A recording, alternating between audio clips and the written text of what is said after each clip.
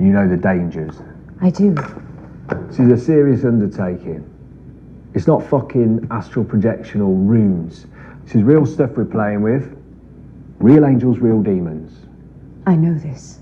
You read cunts on the internet saying it's just mental states, that you're guardian angels, your higher self. Psychobabble bollocks. So you'll go for days without sleep, fasting, back-breaking rites, ritual sex. You'll be at the very edge. You ready for all that, darling? I am. I've read up on the Kabbalah. You don't think this is a tree of Sephiroth, because it's not? You've been looking shit up on the internet. This is Gnosticism. I was told it was based on the Kabbalah. It's there as grammar, a structure. The Kabbalah is an exploration of God. We're doing something much darker.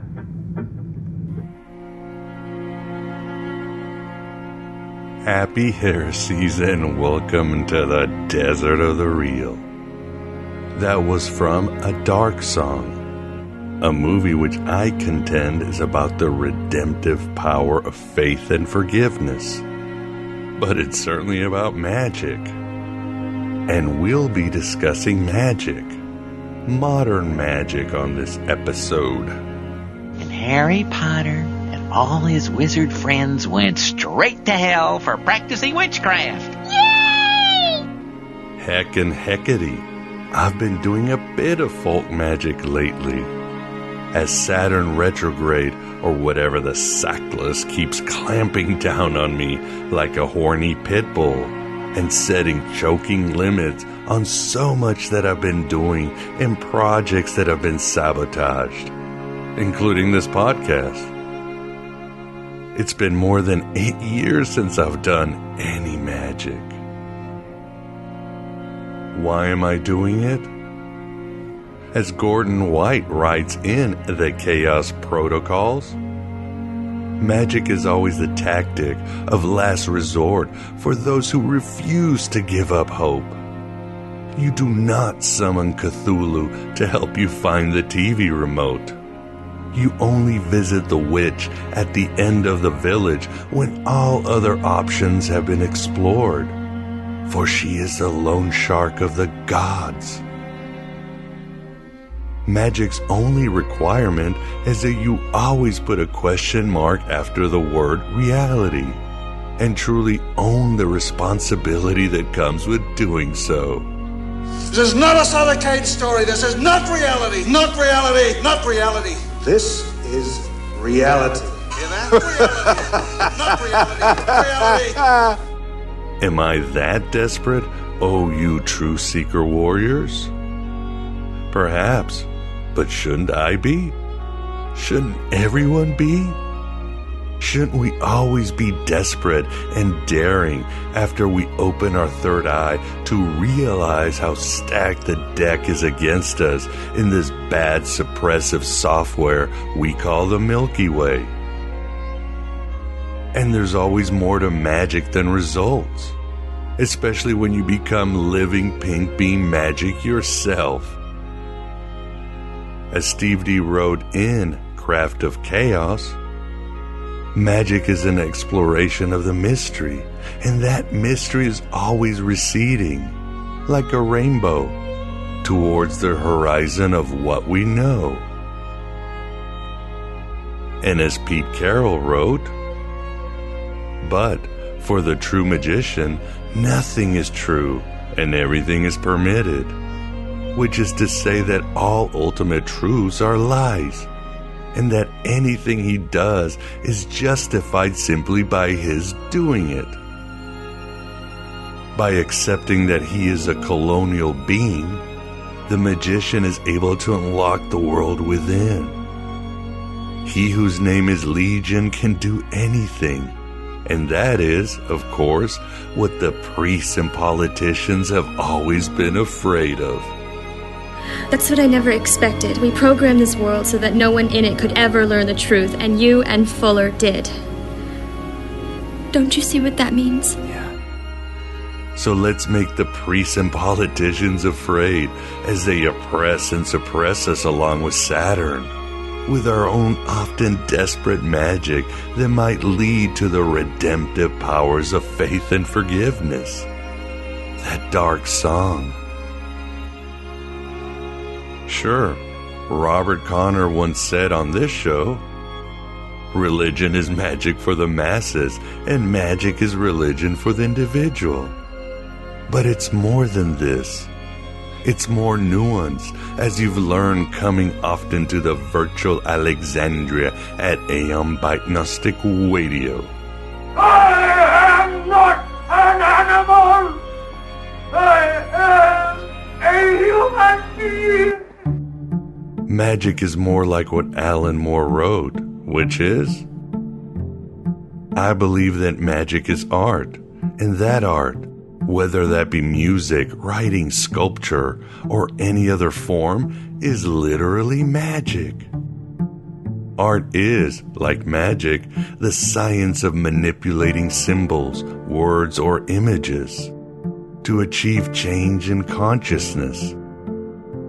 Indeed, to cast a spell is simply to spell, to manipulate words, to change people's consciousness, and this is why I believe that an artist or writer is the closest thing in the contemporary world to a shaman.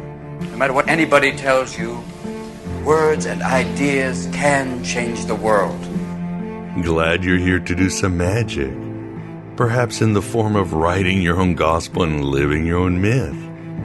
Glad you're here getting limited by Saturn and his Milky Way cum shots, as together we discover the boundless within each one of us. Glad you're here with me as we cringe at a society that is wallowing in egregors of collective thought, always offended by the latest engineered outrage from technocratic puppeteers, while the world's soul burns and children are sacrificed to Moloch and the human potential smolders into ashes. Well, it's not really a measure of mental health to be well-adjusted in a society that's very sick. What a mess. But if hope dies, imagination must live. And even then, we must desperately visit the witch at the edge of the village for that magic. Even the smallest person can change the course of the future. Magic, yes. As mentioned, we shall be discussing this topic from an exciting new book, from a new modern philosophy paralleling the work of Gordon White, Steve D., Alan Moore, and Pete Carroll. The book is Emergent Magick, Rebuilding Our Tribes Through Ritual and Meaning. God bless those pagans. And one of the co-authors materializes at the virtual Alexandria to discuss this work.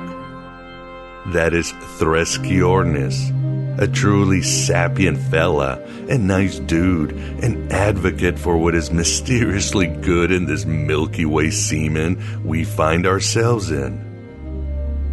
Regardless of where you are in your career of magic, you'll gain a lot out of Emergent Magick. For more information on Threskiornis and his work, with his co-author Zentra L, please visit, you got it, emergentmagick.can. With a K. Kenny coming to kill me? You went full retard, man. Never go full retard. As a co-host, we were honored to have Nate, the occult fan himself. Truly appreciated his wonderful company. In our recent interview with Eric Davis, the Skype Archons kept the moondog off pretty much the entire time.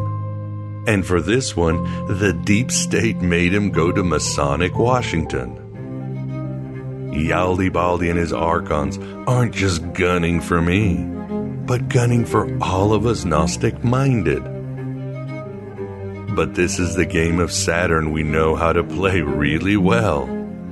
We're no longer in denial like the butt slaves of the gods that swarm across Gaia's bloated corpse. As Robert E. Howard wrote in Queen of the Black Coast, I have known many gods. He who denies them is as blind as he who trusts them too deeply. A beautiful morning. Poseidon has blessed our voyage. Sometimes the gods bless you in the morning and curse you in the afternoon. We're leaning on our last resorts and awake, and our third eye is sticky with the Milky Way cum shots of Saturn. And we're seeing the witch and hopefully not summoning Cthulhu. But I beg your pardon, I never promised you a rose-cross garden. Whoa. Let us end with more inspiration from Alan Moore. From his article and polemic against, quote, occultism by numbers, fossil angels, on what our modern magic can and should be. Here is the passage from Fossil Angels. We could, were we to decide, ensure that current occultism be remembered in the history of magic as a fanfare peak rather than as a fading sigh, as an embarrassed dying mumble, not even a whimper. We could make this parched terrain a teeming paradise, a tropic where each thought might blossom into art. Under the altar lies the studio, the beach. We could insist upon it, where we truly what we say we are. We could achieve it not by scrawling sigils, but by crafting stories, paintings, symphonies. We could allow our art to spread its holy psychedelic scarab wings across society once more. Perhaps in doing so, allow some light or grace to fall upon that painted, benighted organism. We could be made afresh in our fresh undergrowth, stand reinvented at a true dawn of our craft within a morning world. Our paint still wet, just hatched and gummy-eyed Eden, newborn in creation. Eternity isn't some later time. Eternity isn't a long time. Eternity has nothing to do with time. Eternity is that dimension of here and now, which thinking in time cuts out. This is it. This is it. This is my... If you don't get it here, you won't get it anywhere. And the experience of eternity right here and now is the function of life. Well said, Alan. I feel better. And to you, my beloved truth seekers, if you'd like to help or help more, I've added an Amazon wishlist button at thegodabovegod.com. I'm always looking to revamp equipment. And let me help you by reminding you that I have a new Discord channel where we can chat and share and keep each other's holy company. Available for supporters. But enough of my drivel. I gotta wipe my third eye. One day we will be free. Mark my words. What Horatio said was, how can a man die better than facing fearful odds? Bro! Get inside! Get inside! For the ashes of his fathers and the temples of his gods. I created you, Jack. I am your god. Fuck you, Sally.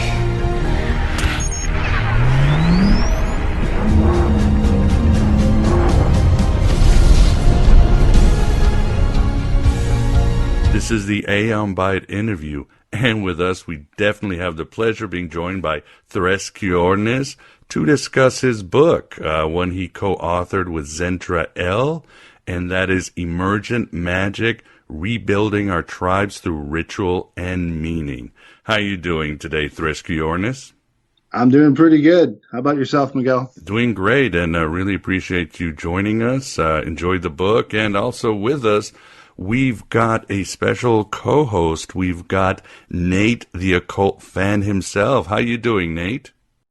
Hey, Miguel. Hey there, Threskiornis, and good evening, everyone. Good to have you on. So it should be quite a magical interview. Again, I enjoyed the book, and I will give my reasons soon. But first, we want to get to know a little bit about you, Threskiornis. Tell us a little bit about your background and how you came into the esoterico, or I guess as we say on AM Byte, into the heretical realms.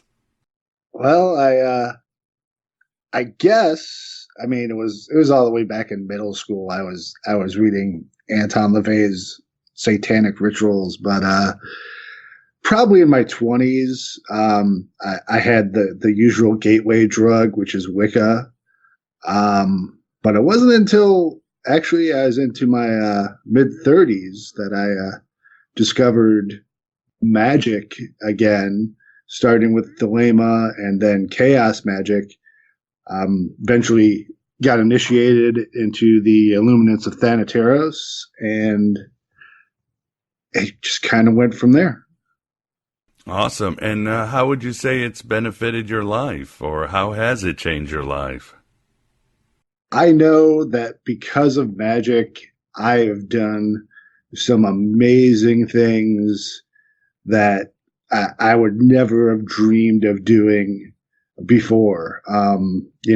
Playing volleyball nude on a mountaintop in North Carolina. Just places I've been, out in the middle of Kansas, seeing the thunderheads roll in off the plains.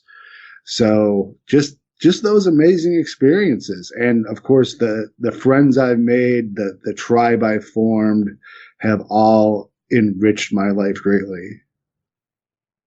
So you would say it's basically being alive, being embedded in the energies of the world, like William Blake, seeing heaven in a wildflower and infinity in a grain of sand. It's being present in the moment, which is what most people would love to do, but just can't. Yeah, and also believing in yourself, saying, hey, why am I not doing these things?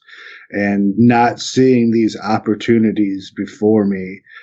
I kind of think that magic is not about trying to get specific effects. It's not about, getting a lump of money or getting the girl, but doing magic and being a magician kind of lets you see between the raindrops and kind of walk that path of least resistance.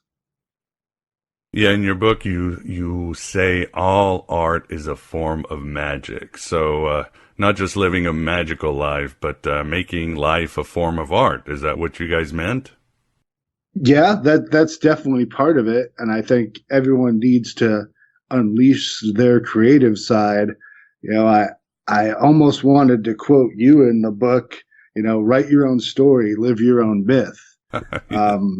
Yeah. I'm definitely writing my own story, but some people are going to draw it and some people are going to express it in music and dance and all the ways that human beings express themselves. Exactly. And your book is very quotable. You guys write some great lines. It's not just a technical book, but it's a philosophical, it's a way of life book. But in one part, you quote Jerry Garcia, who says, magic is what we do. Music is how we do it. Is that it? I love it. Yeah, that was Zentrael's influence on the book. He's, a long time Deadhead and learned a lot from going to their shows and seeing the culture that's developed around that. And, that music, when it hits you, that's the transcendent, that you connecting with the thousands of people in the audience and being all together, makes you God. Certainly makes you more divine. So before we get more into the techniques and how magic can benefit your life and culture and all that, which I think are important themes in your work, Emergent Magick. Let's talk about the history of Emergent Magick. I love it. I read it, and it's a story full of synchronicity and destiny that leads to this gutter Bible. So maybe you can tell the audience about this. Okay, once again, Zentra L was the main perpetrator in that, but I know the story well. Yes, yes.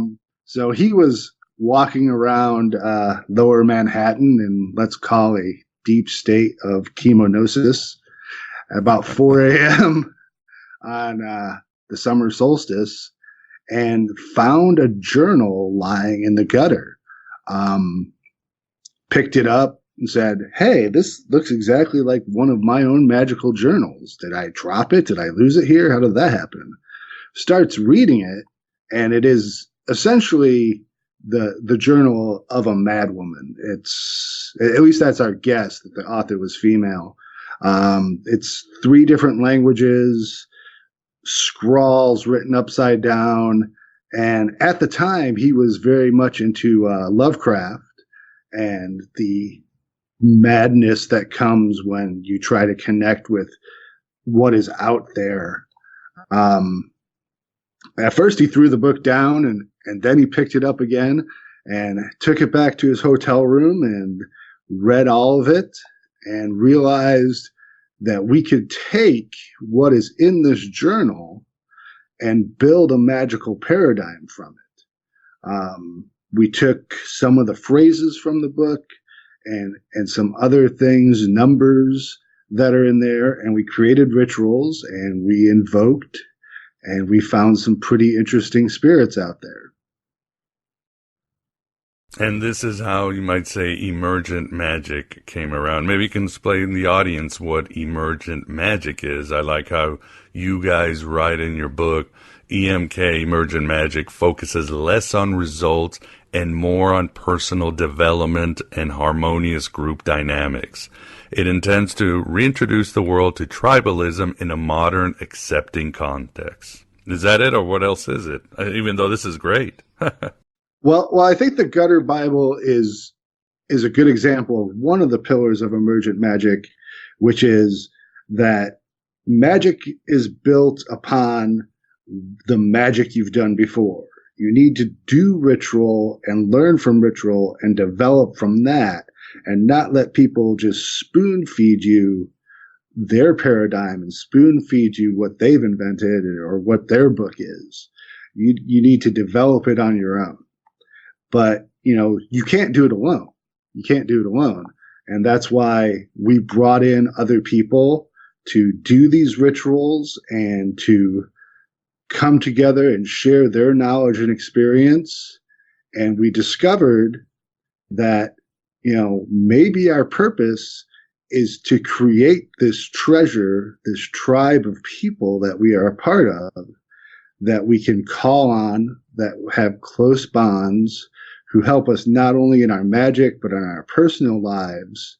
And having that support system, outside of Facebook and outside of work and all those things that are kind of foisted upon us. I'm going to go ahead and quote Noam Chomsky.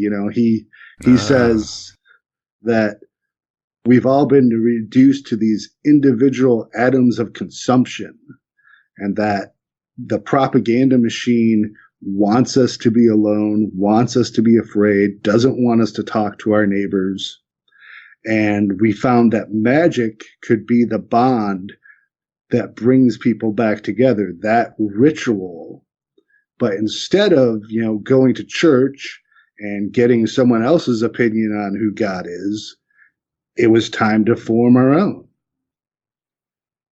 Well said. Yeah, love me some Noam Chomsky and his anarchism and sort of quasi-Gnosticism. I love how he says most people aren't just ignorant, they're ignorant that they are ignorant. And this is the battle of the true seeker warriors. So how is Emergent Magick different than, let's say, chaos magic or other forms of magic? What are the innovations and so forth?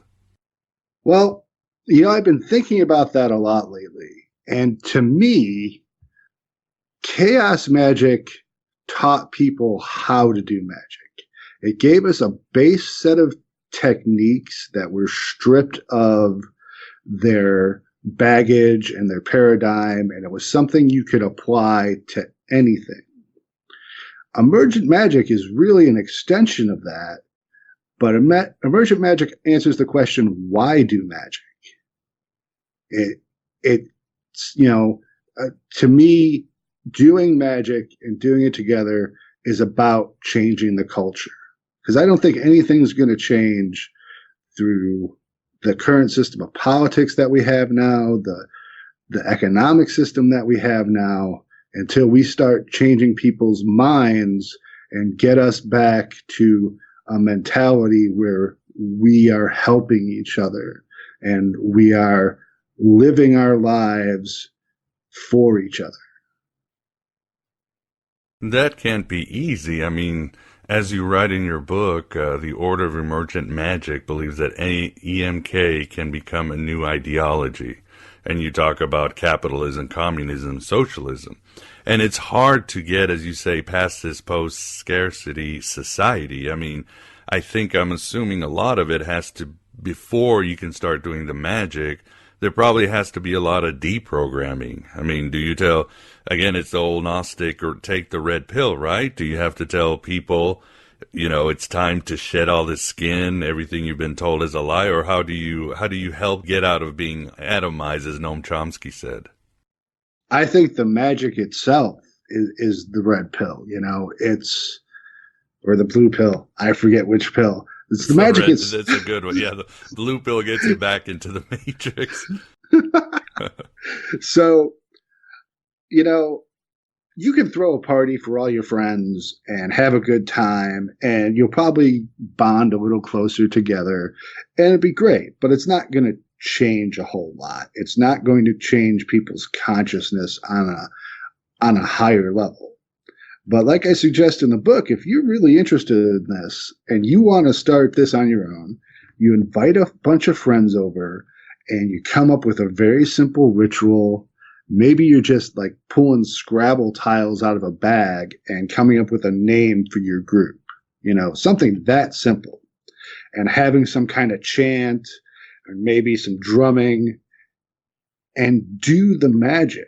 And I've seen it so many times when people come to their first gathering where they do that first ritual and they're actually participating in the spirituality instead of just witnessing it, that just a light bulb goes off in their brain and they go, wow, I just touched something amazing and I want to touch it again. And this is what helps them, again, shed the skin and deprogram. I used to think, oh my God, there's only so many choices. Like you said, there's capitalism and socialism, and there's Republicans and Democrats.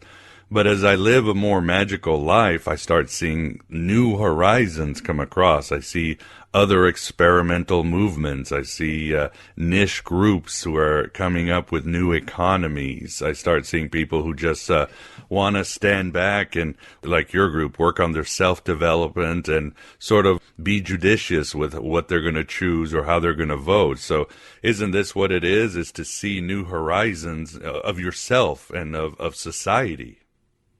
Yeah, absolutely. I don't know what comes after this. Someone's going to come up with something better than capitalism and socialism and communism. And they're going to need to have an extremely open mind in order to do that.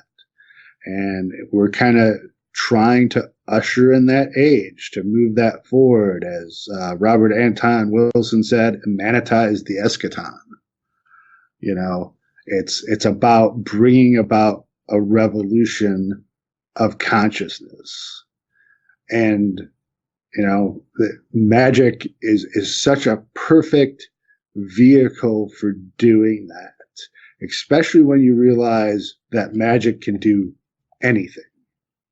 And that's why, we talk a lot about self-improvement and doing all that. But, there is also operational magic is what we call it. You need to feed your family, you need to pay your bills, and sometimes things just get really tough and you turn to magic.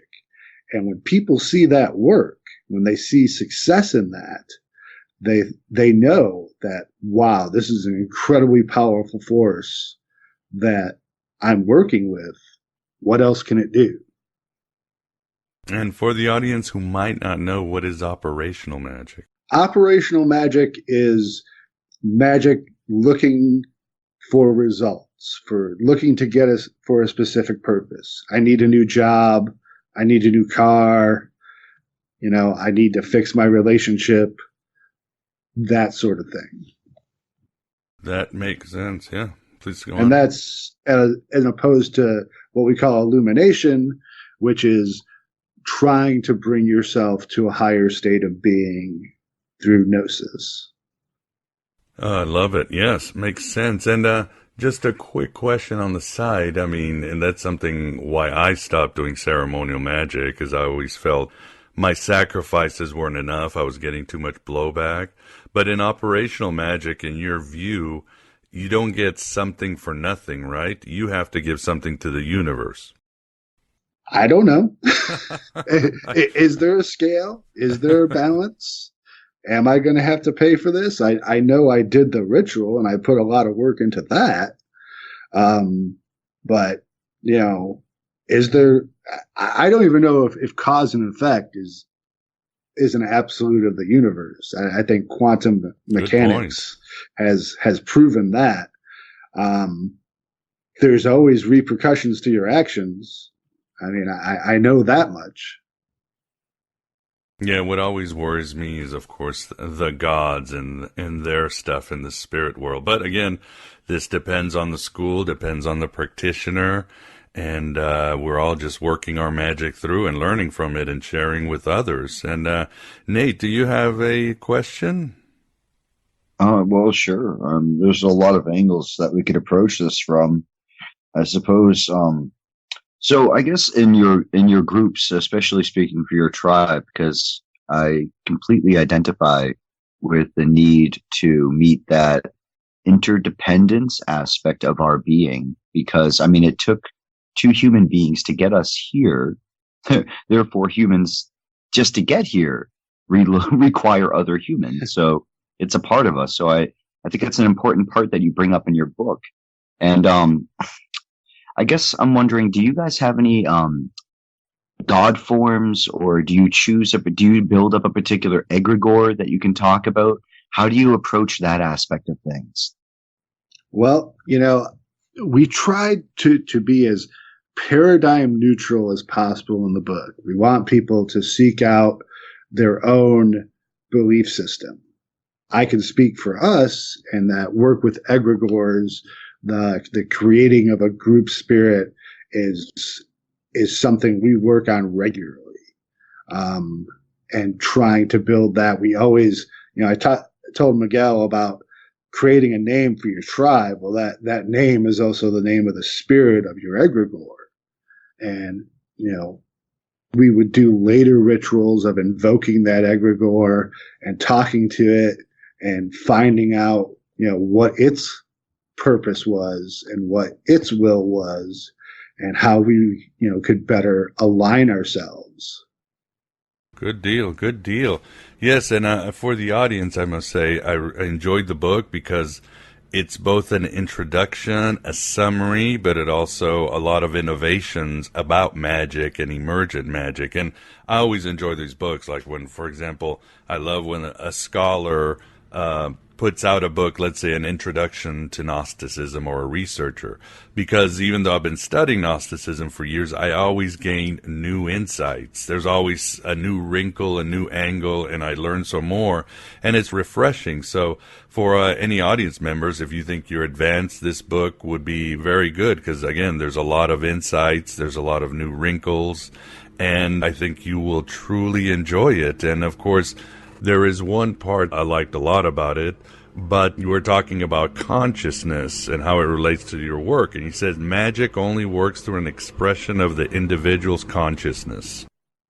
Yeah, that elusive word, consciousness, which we haven't even really come up with a good definition of.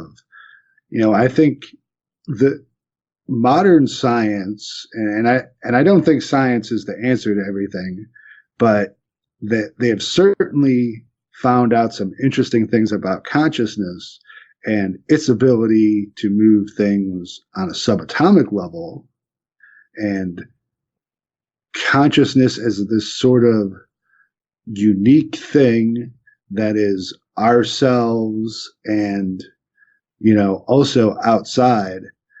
To me, my current working theory is, consciousness is kind of the driver of the car. Your brain and all this mechanical, biological stuff is walking around and doing you, but the driver is your consciousness. And if you can get a different perspective on things, well, then you can take that vehicle different places. So, it is all about changing your consciousness, changing your perspective, and using multiple techniques to do that. And, we talk about drugs, and, I realize that's not for everyone, but they are a very good tool for doing that. Ritual itself, dance, ecstasy, meditation, all those things are very powerful tools for changing consciousness and changing your perspective on the world, and therefore changing yourself. Well said, and totally agree. And you guys write about the default mode network, and I found that really fascinating because, again, your book talks about magic, but there's also a lot of sober science. Default mode network are sort of that it's automatic, but also it's some higher level thinking, like driving a car. Part of that is just pure instinct, and part of that is you have to be aware and reacting. But in general, if you would look at an EEG when someone's driving a car, it's pretty flat. That's the default mode network. The place that you're at, day-to-day life, and, the rut that you're stuck in. And we want to give you the tools to break out of that rut. Not every day, but some days you need to have a higher perspective. Amen. Waking up is not easy, and it's interesting because recently had Bernardo Kastrup, who's a philosopher and a leading mind when it comes to consciousness.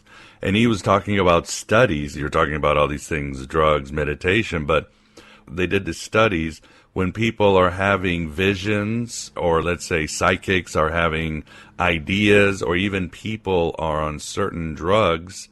People find out that in these altered states of pure awareness where they're seeing things and they're predicting things, people are finding out that the brain waves actually go down. So basically that means that consciousness is going up whenever we can get the brain, the sort of filter or the car or whatever you want to call it. So you would definitely agree with this, right? Yeah. And, yes, those brain waves are going down. But especially with drugs like LSD and psilocybin, they are connecting areas of the brain that did not connect before. And that's how you get that new perspective.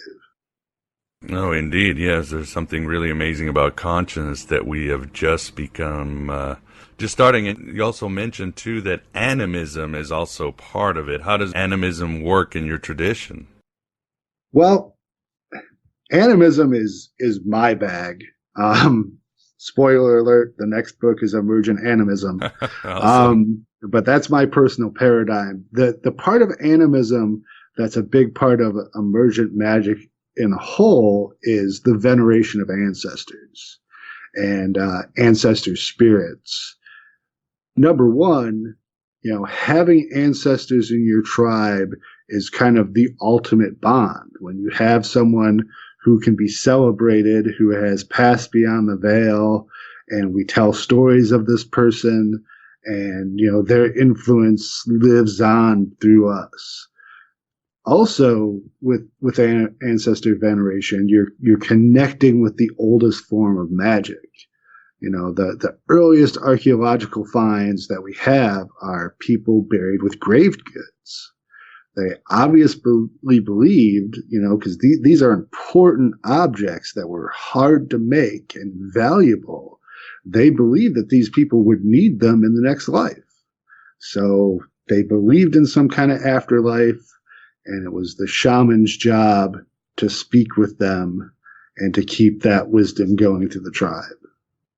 Well said, and I would agree with you. And for the audience, I'm sorry, even though it's dark here in the Illinois countryside, somebody is outside mowing the yard, which is very strange. But anyway, I don't know what to say. It's dark, and somebody decides they're going to mow their yard in the little car. We don't have any lights around, so hopefully he won't crash. But so it is. I'm in my studio looking out the window. But anyway, I completely agree with you. I think your book is very important because, again, you talk about the tribe, you talk about being connected to something greater, having a community, initiation, all the things that we have lost, not even lost, that they've taken away from us, I think engineered on purpose.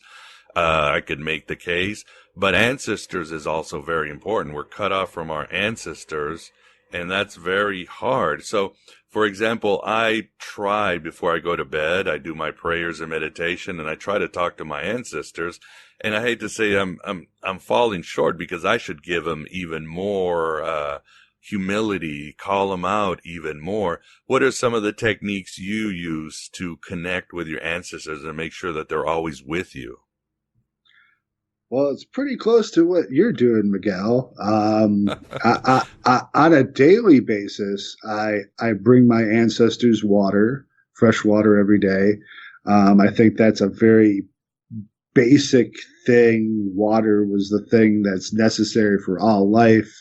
And, you know, if you can't give anything else when someone comes into your house, you know, would you like a glass of water? Amen. So I bring them water. And I talk to them every night. I talk, you know, to my blood relatives.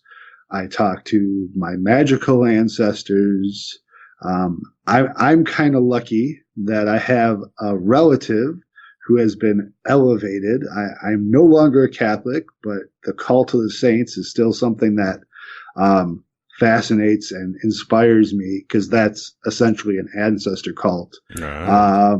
My fourth cousin, Maximilian Kolbe, was declared a saint by John Paul II, and oh, wow. I speak to him a lot. He's become like the patriarch of my ancestors. Yeah, that's awesome. Yeah, I think I also believe also in the intercession of the dead. Again, when I'm no longer Catholic, but I certainly believe that some of their magic works, and I have no problem continuing it. And it's all based on, like you said, ancient shamanism, ancient paganism, and all that. What about you, Nate? Do you do any offerings to your ancestors, or do you have a question? I'll comment on the ancestor thing from two quick angles and say that I have my own brief sets of basic rites that I do for my ancestors. And from the other angle, I have been doing some work through Rune Soup with Gordon White. And one of the courses that we've taken concerns itself with repairing ancestral lineage. And without going too much into detail, there's a lot to consider, not just blood relatives, but, you know, like was mentioned of the lineage of tradition and of place even, and other things. So just to comment on it from that angle, yeah, I do some work. And I would ask, are you familiar with Gordon White and the work through that he does, such as Rune Soup or his book, The Chaos Protocols, which also has a headless rite in it? Gordon was a huge influence on the book, especially the animism and ancestor side. I love his podcast, and I've read Starships. I've read all his books. I think his call to re-enchant the world is perfectly in line with Emergent Magick. That is a parallel goal. Yes, it's good stuff. Gordon's the man. I think the only thing that sometimes makes me worry is when he does talk about having a utopia on Earth, and that always scares me because, again, the Gnostic side said no, that can happen. But again, I think when it comes down to it, he's simply saying imagine a better world. Start with the imagination and then push yourself to those goals. What do you think of that? I'm going to refer to the show Buffy the Vampire Slayer on this one. Great show. I love Buffy. The apocalypse is happening now, and it is ongoing. And it is always a revolution. It is always a change. We are always moving towards an end point and a new beginning. And absolutely, we should strive to what our vision of utopia is. But of course, by the time we get there, it's not going to be utopia. So we're going to need another, apocalypse. We're going to need another revolution. And the beat goes on. And I believe, even after we're dead, there's still work to do. It's not us lying around in green fields or on a cloud. There are things that we must accomplish in the afterlife. That was really well said. Yes, like you said, the beat goes on. There are other dimensions, other dreams. It's only the beginning. So, or it's the beginning, the end of the beginning, or the beginning of the end. I don't know what to say. So, but no, that was really well said. And going to the deal with, or the subject of drugs, I love, and towards the end of the book, you talk about psychedelia, and you say it's once you lick the eye of God, you can never forget the taste. Unpack that wonderful line for us, man. Well, that is kind of a side reference to Mungloth, the chief deity of the Gutter Bible, who is basically an anglerfish with a huge eye. And, licking the eye of God, it's that breakthrough, it's the red pill. It's, going beyond your normal state of consciousness. It's seeing with God's eye and seeing that wonder and vastness of the universe. And once you do it, you're not going back in the tube. And yes, you definitely talk about LSD and other drugs. How do you advise people to use drugs? For example, I, as most people know or who listen to the show, I'm a recovering drug addict, so I pretty much don't put any mind-altering substances in my brain, except, again, I did DMT, ayahuasca, and I would do it again, but then I also did it under a shaman he'd been trained for decades. I mean, this guy was basically a doctor. In Brazil, he would be considered a medical doctor. And, and I've said, if they were going to offer, hopefully, AOC will get the mushroom thing legalized and maybe LSD treatment, I would do it under a therapist. Why not? But what is your take on doing drugs overall? Well, first off, you should never take drugs that are illegal in your area. Let me say that. I don't take drugs that are illegal. Okay, got that out of the way. Number one, it should be done with someone who's experienced.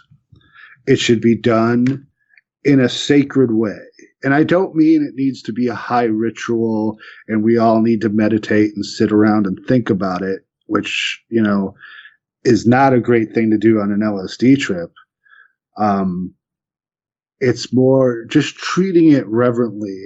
Have you read Michael Pollan's book on psychedelics? No, I haven't. So he talks in there about psychedelic treatment that was going on in the 50s and 60s, and then, it's starting to recover today. And the therapists found that the best results that they had for their sessions was when the substance itself was served in a ritual way. They would put it in a cup or a bowl, light a candle, maybe ring a bell, and then the patient would take the substance.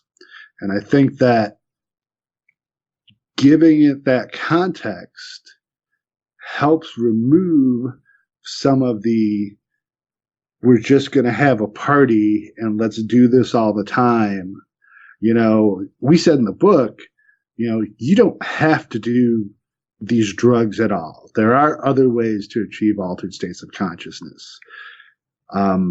The protocols of Emergent Magi, well, that's the Order of Emergent Magi. That's not Emergent Magick as a whole. Now, someone who doesn't do anything at all could go to a festival and take one shot and smoke one cigarette and maybe do that 2 or 3 times a year. And, it's not going to affect their health. And they would have an incredible altered state of consciousness. But these powerful psychedelics are just more powerful tools. We definitely warn people away from heroin, from methamphetamine, and stuff that's just going to close you off from bonding with others and trying to alter your consciousness instead of just put you to sleep or put you to work. But the drugs are just an incredibly good tool. They really are. Indeed. Again, anything to open those channels of communication with your higher self, your daemon. Again, let that consciousness flow, but it's different for everybody. As my friend Jim says, whatever works, just make sure it works. And it's different, and there's risk with anything. And I love your definition of Gnosis, and I should say that I don't think there's, let me backtrack. There's not a wrong definition in my mind, because I love, one of my passions beyond the ancient Gnostics, it's seeing how Gnosticism manifests throughout history. I mean, in the medieval times, the Cathars had lost the concept of Gnosis, and they had adopted faith, even though they had the Gnostic philosophy of the world being ruled by evil entities. And then Gnosis sort of came back. And again, Gnosticism is going to evolve like magic and religion, and I love how it manifests in modern times, whether it's David Icke or A Course in Miracles or you name it. So I love to see these innovations because I think they're beneficial to us as we're growing. So with that all said, tell us your definition of Gnosis that I really like. Oh, wow. I don't have it in front of me. We'll have to pull up your book. I know you base it more, it is an altered state of consciousness, but it's almost like a drug-induced one. In some ways, but it's not always drug-induced. Let's see. That's the chemognosis, which I like very much. Like Eric David has his techgnosis, you've got chemognosis. Well, before we go further, I do want to. I'm going to do one other quote from the book, the one that hooked you, the quote from Fight Club. It was right in everyone's face. Tyler and I just made it visible. It was on the tip of everyone's tongue, and Tyler and I just gave it a name. A lot of this stuff in the book, we didn't invent it. We don't claim to invent it. We didn't, invent the term chemognosis. Certainly, that was done a long time ago. But I think the combination and, the purpose that we've put forth and this style of community magic is something new. But as far as our definition of Gnosis goes, similar to but not synonymous with the term used by the ancient Gnostics, Gnosis is the act of entering an altered state of consciousness for the purpose of magic.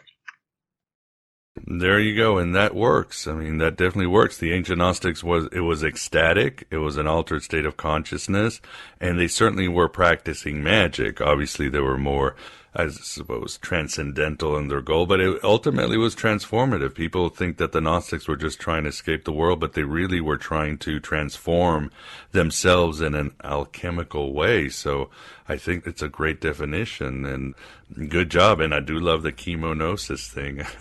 I've been so out of the whole entheogen thing. It's sort of these things kind of perk me up because, again, I've been clean and sober for so long. And also, go ahead.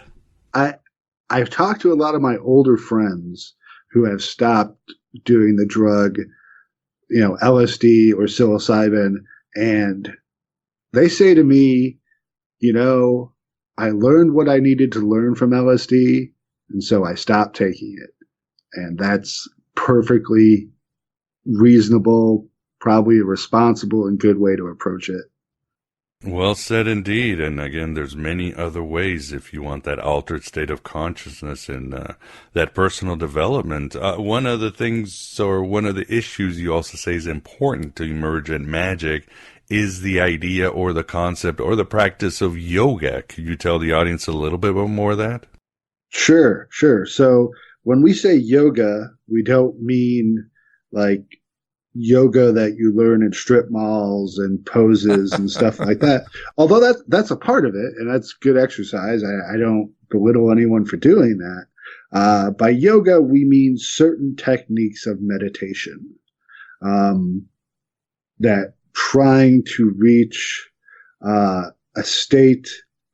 A lot of people call it mindfulness, but I would call it mindlessness, where your awareness is only your body and your higher consciousness, and everything else falls away.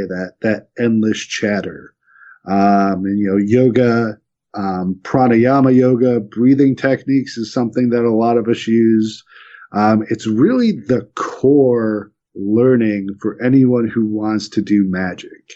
Learning yoga is going to prepare you for ritual and for reaching those altered states of consciousness and just making you more stable so that you can do this difficult and dangerous work. And I must make a confession. I restarted doing yoga just to get in shape this spring. But I am such a jerk because when I do yoga, I should put some good music or breathe and all that. I listen to podcasts while doing downward dog, and I'll be listening to, I don't know, No Agenda or the Higher Side Chats or Mark Posse or something like that. And I just kick myself, but in a way, I don't know what to say. I just had to make it my own. So to each his own. But at least maybe if I confess, I'll get it serious like my ancestor veneration, because I know I certainly need a kick in the butt. And what about you, Nate? Do you have a question, or how's your yoga these days, my man? Upside down and inside out. Well, it's good to hear you listen to No Agenda as well. Thank you for your courage in the morning to you, Miguel. So, yeah, just to answer your question directly, I began practicing transcendental meditation at the end of last October. So as far as my meditation game goes, which is the kind of yoga I guess we're kind of talking about, I find that my concentration and my balance, both physical and emotional, they're only getting better and better. So as far as that goes, my yoga's pretty hot, Miguel. Thank you. Good deal. For me, the best way for me to learn yoga, and props to Nate and all the other chaos magicians on there. I'm still a chaos magician in some respect. Peter J. Carroll's Liber Null, just sit still with yourself. Just do that. Just sit down, get comfortable, and sit still with yourself and not look at your phone and not look at TV, and just be with yourself for a while, and you'll progress. You'll start, picking up from there. And that's one of the hardest things to do, right? I mean, the key is self-knowledge, to know who you are, or as Elaine Pagel's talking about Gnosis, to know yourself is to know God, and I think she's actually quoting Clement of Alexandria, but that is hard, isn't it? I mean, who wants to I don't want to face myself, and sometimes I just don't want to be myself, and culture has made it so hard because I can just look at my phone, right? I can just turn on Netflix. I mean, it sounds easy, but actually the dice is loaded. The deck is stacked. If I made it sound easy, please don't take it that way. It's not easy. Just finding the time to do that in our modern world is incredibly difficult. After taking care of your job and your house and your family, who's got a half an hour or an hour to just sit there? But it's the gift that you give yourself. It was really hard for me for years and years. And then something just switched in my head where I started to enjoy it. I started to look forward to that time at the end of the day when I would sit with myself and be myself. And I don't know if it's because I learned to love myself better or just the progression of the yoga, but I think eventually you get to a point where it's what you want to do. In your book, Threskiornis, you do write that the magician firmly believes in this motto, fake it until you make it. So sometimes you have to go through the ritual and the steps and all that, and it seems everybody's getting the magic, and maybe you're just being a fool, but there is that moment when things start to click, right? When, as they say, the magic happens. It did for me, and I've seen it happen to countless other people. So I've got to say that there's something there. We just came back from the Babylon Rising Festival. And, I'm not an outdoorsman. I'm not a camper. But this is 5 days of camping. No electricity, porta potties, that whole thing. Intense. Wow. And I do it. And I've learned to love it. Just getting in that mode where, the old Zen koan, carrying water and chopping wood. Just taking care of my campsite, getting myself fed, and then going to an amazing ritual or workshop and, that whole retreat type of thing. And, I went from being a person who wouldn't dream of being outside of air conditioning for more than a half an hour in the summer to, hey, let's go camping. Could you at least put on some off? Oh, yeah. No, don't want ticks. Ticks are bad. I am very blessed. I'm so happy I moved away from Chicago. And we're in the country, but we're also near swampland. And yes, I love no lights. I love no civilization. But the mosquitoes and the ticks, that's another story. You got to protect yourself. Those things carry disease. And they hurt. So let's talk a little bit about the tribe. I think it's something we need to drive home, Threskiornis, because I agree, we need tribe. We need to be connected to our ancestors. We need initiation. I think our young men and women are not getting initiated like in ancient times. So tell us the importance of the tribe. I know this might be a little bit different, but I love in one part you compare magic to a city-state. You can't measure it, but it's there, and half of it is you believing, like we believe in delusions that there's borders and that there's such thing as an American sky and all that. But at the same time, a tribe is extremely important, right? Not a digital one. Can it be a digital one? That's the other question that's important. It can't be a digital one. I'm sorry. I just don't see that working in the long run. We absolutely use digital means to keep in touch because we're spread out all across the Midwest. But, you still need that time together to do the ritual and to have that sabbat that we talk about. Now, a lot of magicians talk about the great work. That is, fulfilling their purpose, their true will, their goal in magic. And I firmly believe that part of that great work should be building your tribe, because that is your wealth.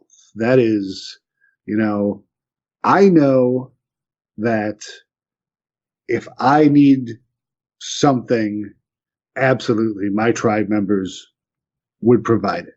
I know that if I have a broken car, one of them knows how to fix cars. And I know how to do stuff with computers, so I could do stuff with computers for them. And that whole interchange and removing yourself from the capitalist monetary economy is a huge benefit to everyone. And then, on top of that, we talk about trying to combine ourselves with the unity of consciousness, trying to realize the wholeness of the universe. And I see people who, are sitting in their basements or their lounge and doing magic rituals by themselves and trying to do that. And I guess that's okay. But I would think that if you want to contact that unity of consciousness, it would be helpful to do it with other pieces of that consciousness and try to do that together and raise each other up. I don't think it's possible to touch a unity of consciousness and put yourself, in Thelema terms, your true will aligning with the will of the universe, unless you're including other people. I think that's really well said. And it doesn't matter what the tribe looks like. Do you suggest any hierarchy or style, or does it really matter, or a certain tradition? What do you suggest, or what has worked for you guys? Well, what we suggest, number one, is, magical organizations of the past were based on a Masonic system that's old and, frankly, just doesn't serve its purpose anymore. Get rid of grades, get rid of ranks. We have people who take roles that have responsibilities, but not authority. We have, we believe in consensus. If you guys are familiar with the Occupy Wall Street movement and the way that they organized, it was all done by consensus. And it's incredibly difficult to get everyone on the same page. And it takes a long time to talk, and you have to sit there and repair relationships when other people feel slighted and that sort of thing. But it's worth the work. It's worth the work. And, this is something that I'm going to be a little bit mean about. And I see all these other magical organizations, and it's like, wouldn't it be nice if you moved into the 18th century? Maybe get yourself that far and adopt democracy as the foundation of your organization. Because that it's not great, but it seems to be the best thing we've come up with so far. Yes, indeed. I think, was it Churchill who said democracy is bad, but it's the best of the worst political out there? And again, we're trying to look for different ways. Anarchy, agorism, like you said, consensus building. There are other possibilities if we just keep working at it. And on a little side note, again, very great quote. You quote Fight Club, so of course you had me at hello when she did that. But you also said, Eliphas Levi famously said, to practice magic is to be a quack. To know magic is to be a sage. Well, he needed to get off his ass is what he needed to do and do some magic. This is not an armchair thing that you can do. You don't experience Gnosis reading a book. I guess you experience some, but it's very limited. You have to do magic. And, going all the way back to the beginning of the interview, that pillar of foundation, that emergent magic, why we call it emergent is because it emerges from the magic that you have done before, and you are building on it and building on it. Sure, you've got all these wonderful cultural paradigms and symbols out there for you to use and to choose from. But ultimately, you need to take that and take it further to learn from it by doing the magic. All right, and to end, if people want to know more about you, where can they find out, again, more about your work, Threskiornis? Well, there's emergentmagick.com, and that's just going to have some basics about Emergent Magick.